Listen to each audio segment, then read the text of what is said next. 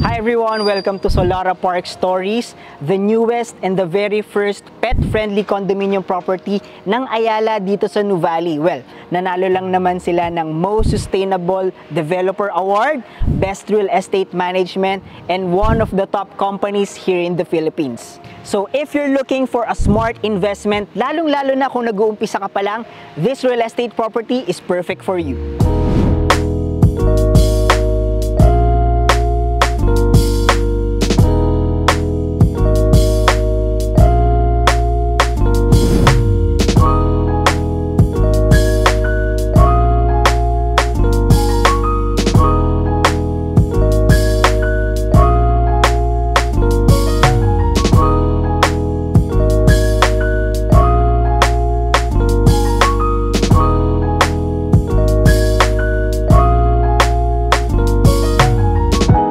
This Solara Park Stories na condominium is located inside Nuvali dito sa Evo Living Parkway Avenue, where malapit na rin ito sa mga schools like Miriam College, Xavier School. Malapit na rin ito sa malls actually like Vista Mall, Ayala Mall Soledad, sa mga groceries like Landers and also SNR. And aside from that, malapit na rin to sa Qualimed na hospital. So lahat ng kailangan mong puntahan at gusto mong puntahan, nandito na lahat sa vicinity lang ng Solara Park Stories. And the best part, this condominium property is pet-friendly. So hindi mo na kailangang isipin or hindi mo na kailangang mag-worry sa mga pets mo. Hey guys, nandito tayo ngayon sa showroom ni Avida dito sa Nuvali, and today we will be featuring the studio type unit and the one-bedroom unit of Solara Park Stories. Tara, pasok tayo. So now, I'll be sharing with you or I'll be giving you a tour dun sa studio unit natin dito sa Solara Park Stories. So this one is a studio unit with 26.5 square meters in area. So, pasokin natin. This studio unit is perfect for those na gustong mag-umpisa na ng real estate nila and those who want a cozy but functional space for themselves. So ngayon, pasukin natin siya, and to start with, so this one is not like the typical condo unit na pagpasok mo kitchen. So dito, pagpasok mo dito, so we have a little space here pa. So pwede mo siyang lagyan ng altar or lagay ng shura. Pwede din. And on this side naman, so pagpasok natin, makikita na natin yung door papuntang CR. So dun sa CR natin, so tara. Ayan. So this one is a very wide space na nandito yung toilet natin, lavatory. Meron na tayong provision or may space na tayo for laundry. Ayan, may abang na dun sa plumbing niya, pati yung sasaksakan ng mismong washing machine. And on this side naman, so ceramic tiles na rin tong CR natin, no? So meron na ring space for shower. And good news kasi nakaabang na din yung heater natin. So pwede na siya, malaking-malaki na siya for a CR, for a studio unit.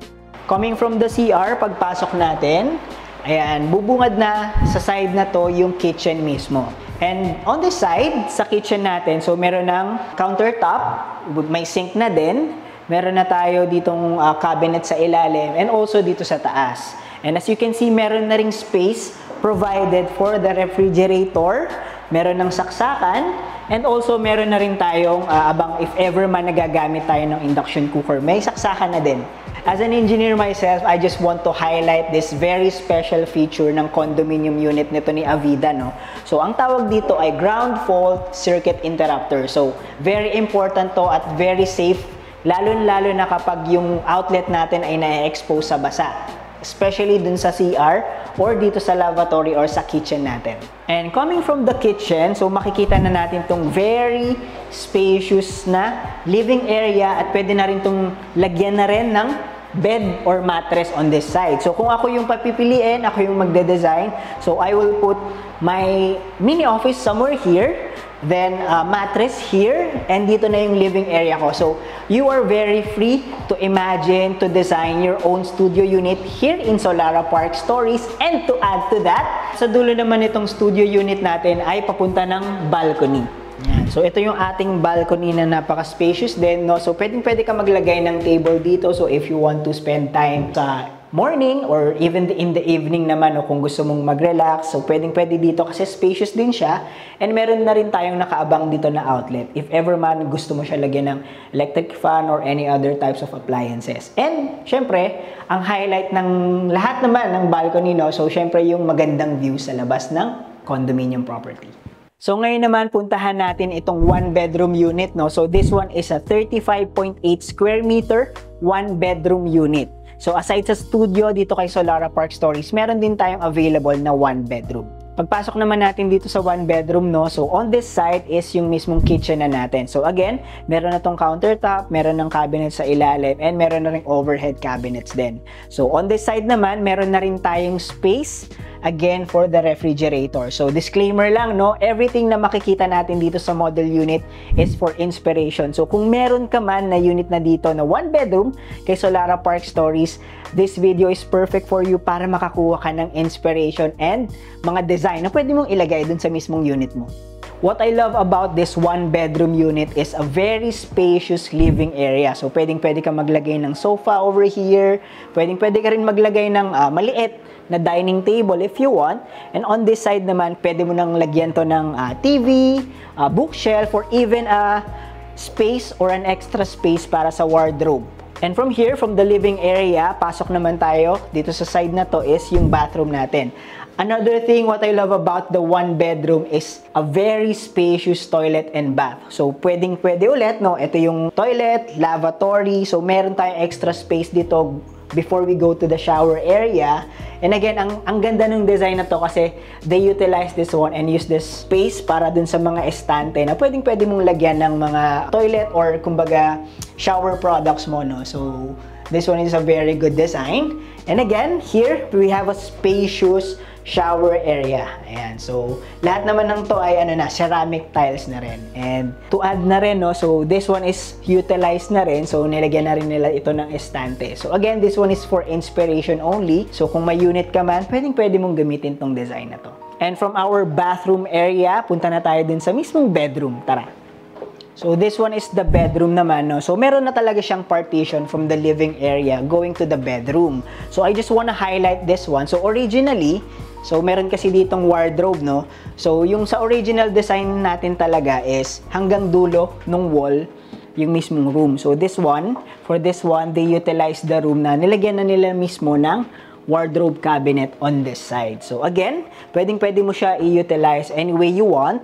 And pwedeng-pwede ka rin maglagay ng mga furnitures. So, syempre, para ma-utilize mo pa yung space mo.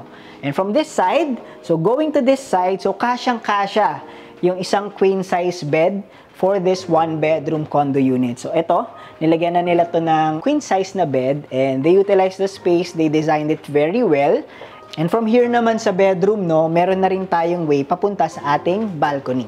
So, this one is the balcony. So, I just want to highlight how spacious the balcony of Solara Park Stories is. So, again, gaya nung discussion ko dun sa studio unit, no? So, dito naman, i-utilize pa rin nila yung space, nilagyan nila ng upuan, ng table, para kung gusto mo mag-relax, gusto mo ng magandang view sa labas, pwedeng-pwede rito. And on this side naman, spacious na siya dyan, and kapag pumunta ka naman dito, so on this side naman, no? So, since malawak yung ating balcony dito sa 1-bedroom, meron pa tayong extra space dito. So, kung meron kang split type na aircon, pwedeng-pwede mo i-locate dito yung condenser. Or kung hindi naman, you still want to maximize the space. So, another space for a table or kung gusto mong may hobby ka if ever man, so pwedeng-pwede mo tong gamitin for that hobby.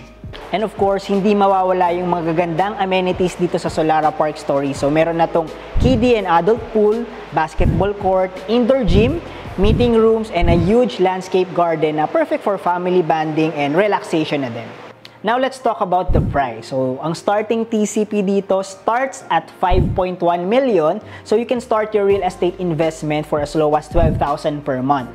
And talking about the payment terms naman, we have 10% spot down payment and the other 10% is payable for 42 months. So, if you want to know more and you're ready to start your real estate investment, you may reach out to us at InvestGen Realty. We are in Facebook at InvestGen Realty and here on YouTube na rin. And that's it for our property tour here at Solara Park Stories. So if you want to know more about the listings here in Solara Park Stories, you can send us a message at InvestGen Realty. So we are in Facebook and also here at YouTube. And for more real estate tips and property listings, you may click that notification bell and see you on our next videos.